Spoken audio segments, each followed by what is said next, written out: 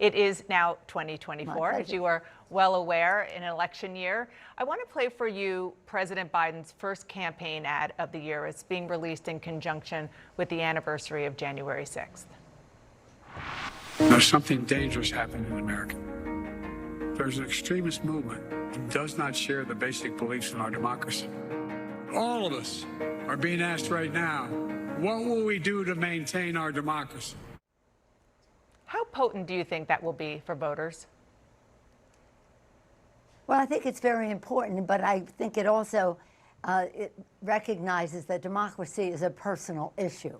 Freedom to, whether it is to have access to health care, when, if, and how to have expand your family. Freedom to be in the workplace in a very strong way because you have health care, and you have child care. So we have to relate democracy to the kitchen table, to our people's personal lives. And that's what I've been doing during this break is we don't agonize, we organize. What's his name was running for president, said Obamacare sucks. We say no, the Affordable Care Act cures. So all of these things are related.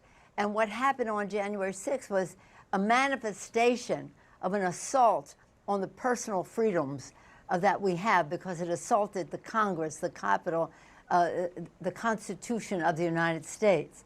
But it isn't all of his message. His message is about what we need to do as we go forward.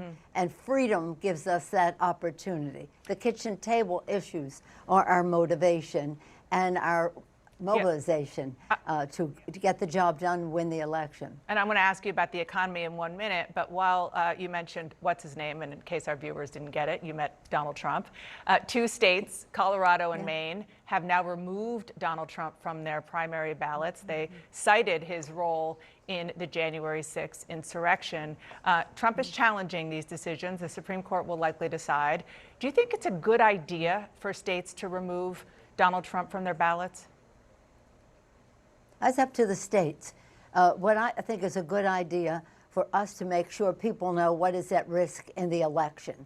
I won't go into the courts and the law and all of that. Different states have different laws. We have a different law in California relating to that. But what's important is what matters to the American people and their families at that kitchen table. And you have to keep bringing it back to that, because that's what is important to our country. But what happened on January 6th is related to that.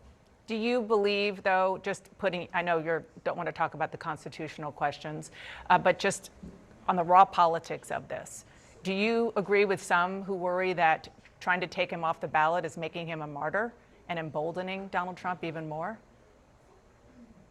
No, again, that's in each of those states. That's a matter that they will have to deal with. He also, martyrdom is his thing. You know, he cannot be absolved from his accountability on all of this. No one is above the law, neither is he. So these are manifestations of people saying that. That's up to them to say. It's up to the American people to honor our oath of office, to protect and defend the Constitution, to address the kitchen table issues.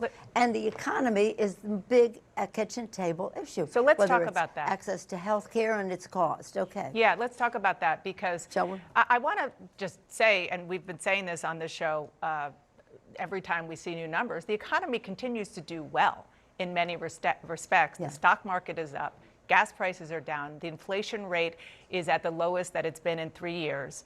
You joined me on State of the Union back in July. I asked why the American people weren't giving President Biden the credit that maybe he thinks he should have on the economy. You said a lot of it is about messaging, and you added that Biden just has to get out there.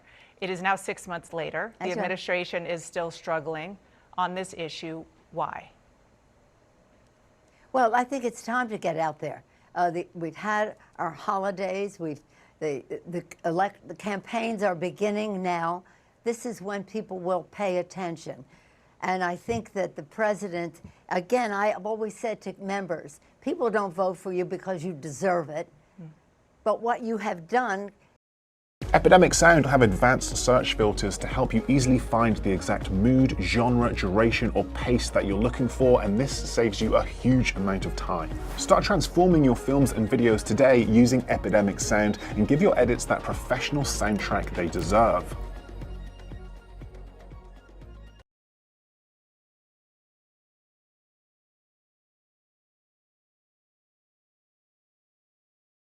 War Thunder, the military online action game, has received a new major update. Feel the power of the MiG-23M fighter in air battles against F-4 Phantoms, or roll out in the T-80 BVM in a new location. Download War Thunder at warthunder.com.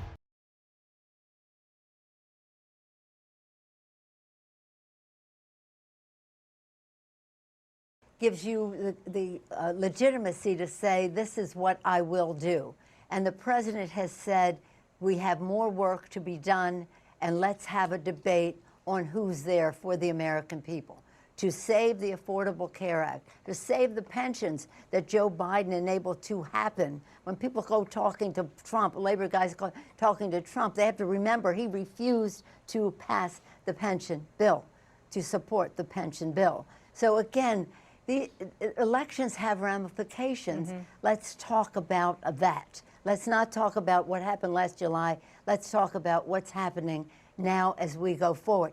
I just got off a call with organizers for the Affordable Care Act. We are so excited for what it means to our veterans when we pass the PACT Act, what it means for women when you see the Supreme Court ruling against them, and the Congress, not one Republican vote to help women in that regard. When women are anti-Dobbs, they are pro-democracy. When we are talking about good-paying jobs, we're talking about freedom for people to live their lives. I am very excited about what Biden has done. We were a part of that. But more importantly, what he will do. And that's the message people want to hear. Again, none of us deserves it. All of us has to prove what we will do as we go forward. As you mentioned some of the statistics, and we also did pension reform that made a difference in the lives of so many people. So understand the difference. The PACT Act, 34 Republicans voted you feel for, 34 in the House. Forgive me, but you feel confident that the voters are going to start to kind of digest that and feel better about the economy in a way that they just don't feel now, and that disconnect will be bridged? Well, we have to do that. We do our inside maneuvering to present legislation and the rest, but the outside mobilization is the most important part of an election, to make sure people know. President Lincoln, as I've said on your show before, he said public sentiment is everything. With it, you can accomplish almost anything. Without it, practically nothing. And we have to make sure people know. We have to respect them. We have to listen to them. We have to build community, continue to build community with them. I'm very excited about the credentials, the legitimacy, the leverage that Joe Biden has given to America's working families. And that's the message. And campaigns are campaigns. It's a war term. Yeah. You have to go out there and fight. Speaking of you have war, to go out there and fight. Speaking of war, I want to just ask you one question about what you as a member of Congress have before you going forward, and that is, among many other things, the question of aiding and funding Israel and its war. Your colleague, Bernie Sanders, is now urging Congress not to pass any additional funding for Israel while Benjamin Netanyahu's government is conducting the war in Gaza. Do you think it's time for new leadership in Israel? Oh, well, I've thought there's time for new leadership for a long time. So, but now, post-October 7th, is it? That's not the issue. Yeah. The issue is it in our national interest to support Israel? Yes. I think that that has been clear. They are our ally in the region, and yes, I think we should support them. I think the president has spoken eloquently to this point with knowledge and with strategic thinking about it. I don't think that Netanyahu represents, let's not even go into him. I don't like to talk about those kinds of people, as I said about what's his name. But I do think that we have to make sure the public understands that we have, the president has in his proposal for the supplemental, millions of dollars to help the refugees in Gaza. Millions of dollars to help the refugees in Gaza. The Republicans will not bring up the bill. They do not want to support they have told me, we do not want to support the refugees. And yet the president bears the brunt of people saying, you know, ceasefire, this, that, and the other thing. I wish they'd say, free the hostages.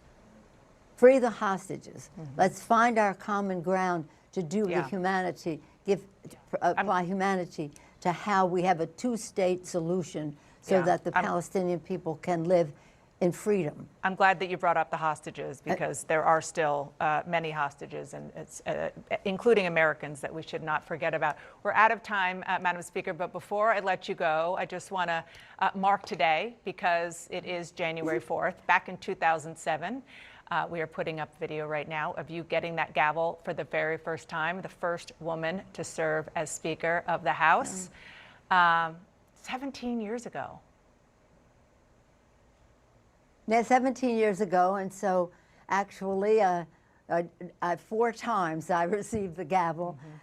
It's pretty exciting, and now I'm excited about our new leadership in the House, Hakeem Jeffries, Catherine Clark, Pete Aguilar, Ted Lieu, all of them. They're so fabulous, so representative of our community.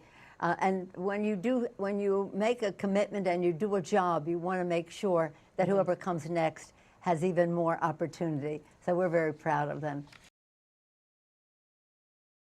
If it makes you feel any better, I have already put EVAC on alert. He's ready to go if it comes to that. General, I can assure you. Hey, General, let me into the war room to see you, so I had to hack my way onto this frequency. This better be critical, Wheelie. Sir, come on, what is it now, please? Okay, couple of things. I'm running low on the dough. I was thinking about taking a couple of months sick leave, maybe starting today. And, oh yeah.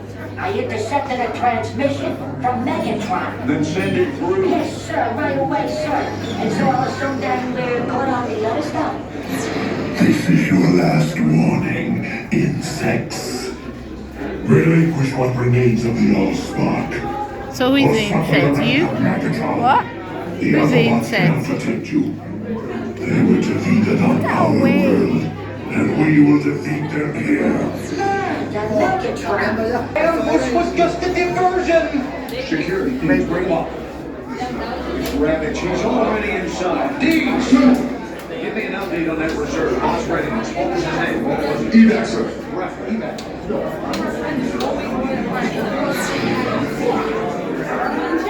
She's right in front.